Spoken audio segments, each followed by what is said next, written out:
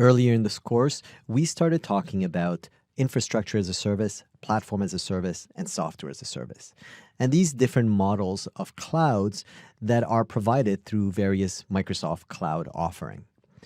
Clearly, throughout this course, we will review the infrastructure as a service and platform as a service solutions of Azure. See how Azure provides an infrastructure for you to build your virtual machines and your applications. Azure provides a platform for databases where you can upload your data and have it accessible to applications or users. But there are also software as a service offerings. And the primary software as a service offering from Microsoft is through Microsoft 365. In Microsoft 365, we will have the ability to manage users and groups the same way that we manage them in Azure, because Microsoft Azure and Microsoft 365, if they are part of the same tenant, they are sharing an Azure Active Directory tenant. So what I'm going to show you now is that I have here my Microsoft Azure Portal. Now, this is the tool that I'll be using to manage Azure, and I'll be demonstrating exactly how to use this tool later on in this course. But I have another administrative center that we will not review throughout this course that I want to introduce to you, which is the Microsoft 365 Admin Center. This portal, this admin center, is the one that I'm going to be using to create objects and manage resources in Microsoft software as a service offering, Microsoft 365.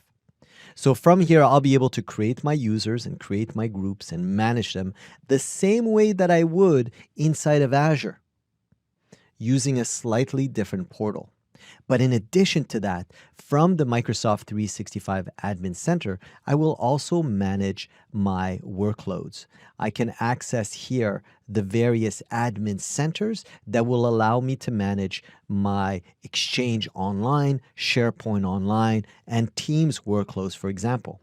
But there are many more. There are many different compliance tools and security tools that are specific to Microsoft 365 as well. Often it's important to make the distinction between Azure, Microsoft's infrastructure as a service, and primarily platform as a service solution for organizations to build and host resources in the cloud, and Microsoft 365, which is primarily a software as a service solution, which provides a service, a functionality of cloud apps specifically created and managed by Microsoft that can then be accessible to the users of your organization.